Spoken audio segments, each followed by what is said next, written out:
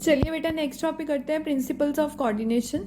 Principle of coordination दिए हैं Mary packet फ्यूलेट ने। ये 1 मार्क्स में क्वेश्चन भी आ जाता है कोऑर्डिनेशन का कॉन्सेप्ट के रिगार्डिंग कि किसने दिया है प्रिंसिपल्स एंड ऑल, आप बताओगे मैरी पाकर फ्यूलेट।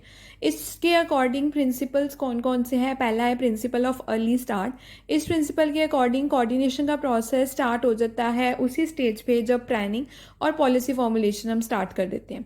If coordination is overlooked while formulating plan और पॉलिसी इट में हैव सीरियस कॉन्सिक्वेंसेस। कहते हैं अगर हम कोऑर्डिनेशन को ना ध्यान दें जब हम प्लान पॉलिसी बना रहे हैं तो ये बहुत बड़ा इशू बन जाएगा फ्यूचर में। ये प्रिंसिपल ये ले डाउन करता है कि कोऑर्डिनेशन कब से स्टार्ट होता है? अर्ली स्टार्ट हो जाता है जब हम प्लानिंग करना स्टार्ट करते हैं तभी से। तो कोऑर्डिनेशन का बहुत इंपॉर्टेंट रोल है। Principle of direct contact. इस प्रिंसिपल के according there should be direct contact between employees और management for establishing coordination in the organisation. कहते हैं एम्प्लॉई और मैनेजमेंट के बीच में डायरेक्ट रिलेशन होना बहुत ज़रूरी है, कॉन्टैक्ट होना बहुत ज़रूरी है, तभी कोऑर्डिनेशन को हम इस्टेब्लिश कर सकते हैं एक ऑर्गेनाइजेशन में। इस चीज़ को इंश्योर करने के लिए प्रोविजंस बनाना बहुत ज़रूरी है कि पहले इफेक्टिव कम्युनिकेशन हो। अगर एफिशिएंट कम्युनिकेशन होगा, डायरेक्टली कम्युनिकेट कर रहे हैं एम्प्लॉयज़ और मैनेजमेंट, कोऑर्डिनेशन अपने आप आ जाएगा। अगर ड्यू टू डायरेक्ट कॉन्ट्रैक्ट, इससे क्या होगा, सब में यूनिफॉर्मिटी आएगी, सब मिलजुल के काम करेंगे, कॉपरेशन आएगी, म्यूचुअल ट्रस्ट आएगा और इसकी वजह से प्रॉपर कोऑर्डिनेशन आएगा। थर्ड प्रिंसिपल है रेसिप्रोकल रिलेशनशिप। इसके according management must take care of the relation between various employee while trying to establish coordination in the organisation. अगर रिलेशन अमंग एम्प्लॉई अच्छे होंगे ऑर्गेनाइजेशन में तो अपने आप ऑर्गेनाइजेशन के गोल्स अचीव होंगे। अपने आप में अगर एम्प्लॉयज़ में रिलेशन अच्छे होंगे तो वो अपने आप कोऑर्डिनेशन के साथ काम करेंगे। तो रिलेशनशिप अगर एम्प्लॉयज़ के बीच में पीसफुल नहीं है, कॉपरेशन बेस्ड नहीं है, तो सर्वल प्रॉब्लम अराइज होगी ऑर्गेनाइजेशन के ऑब्जेक्टिव को अचीव करने के लिए। सो इस प्रॉब्लम को अराइज करने के लिए हमारे यहाँ पे principle of reciprocal relationship follow होता है। रेसिप्रोकल रिलेशनशिप का मतलब होता है एम्प्लॉयज़ आपस में मिलजुल के काम करें। Principle of flexibility. इस प्रिंसिपल के अकॉर्डिंग फ्लेक्सिबल होना बहुत ज़रूरी है कोऑर्डिनेशन के प्रोसेस में। चेंज जब भी इंटरनल और एक्सटर्नल इन्वायरमेंट में आता है, बिजनेस इन्वायरमेंट में पढ़ चुके हो, तो पॉसिबल होता है कि कोऑर्डिनेशन सिस्टम में भी चेंज आए। If this is so, only then the process of coordination in the organisation can be changed according with time, need और सर्कमस्टांसिस। कहते हैं फ्लेक्सिबिलिटी होना बहुत ज़रूरी है जब आप कोऑर्डिनेशन को अप्लाई कर रहे हो।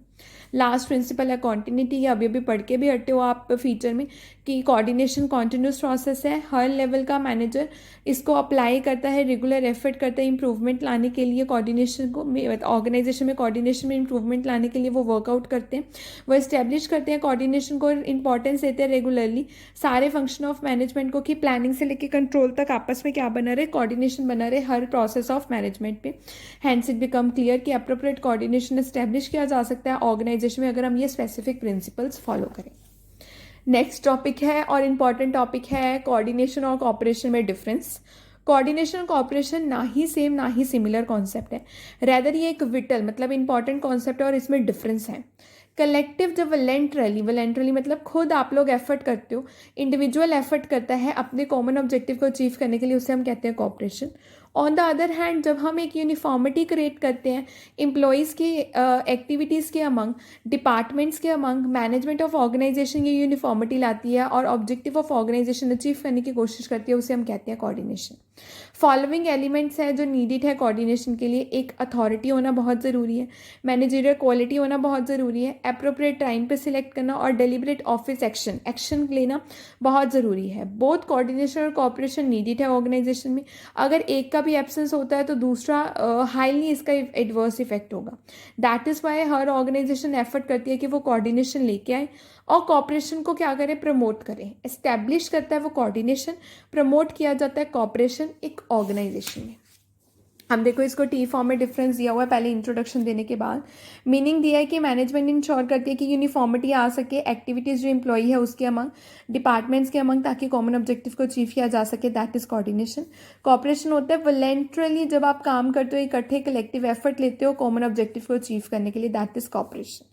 नेचर अगर बात करें तो कोऑर्डिनेशन थिंकिंग पे बेस्ड है और ये वॉलंटरली प्रोसेस है।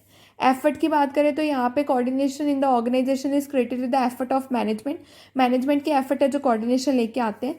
कॉपरेशन इन ऑर्गेनाइजेशन कैसे क्रिएट होती है? जब आपस में mutual trust, constructive efforts employees के अमंग आ जाते हैं। अब देखो, जैसे आप हमारे स्कूल की बात करो, सपोज करो मुझे कोई काम मिला है, साथ में मेरे कोलीग, एक टीचर मेरा हेल्प कर देते हैं खुद, क्योंकि हमें म्यूचुअल ट्रस्ट है, हम एफर्ट्स इकट्ठे ले रहे हैं, तो इस चीज़ को हम कहते हैं कॉपरेशन।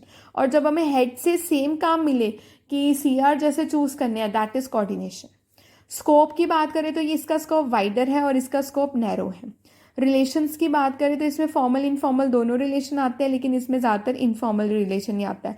अगर मेरे किसी टीचर के साथ अच्छे रिलेशन होंगे तभी वो मेरी हेल्प करेगा इनफॉर्मल बेसिस पे। नीड की बात करें तो ये नीडिड है ऑर्गेनाइजेशन के ऑब्जेक्टिव अचीव करने के लिए।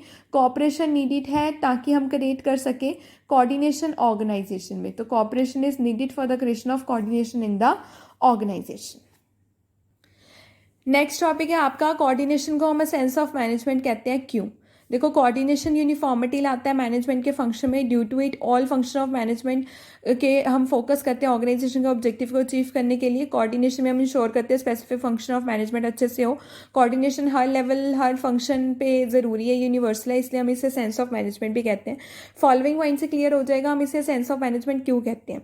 Needed for all the function. अब देखो, कोऑर्डिनेशन ये अभी अभी हमने किया, अगर हमने planning, organising, staffing, directing, controlling कुछ भी करना है, उसको एफिशिएंटली करने के लिए हमें कोऑर्डिनेशन चाहिए।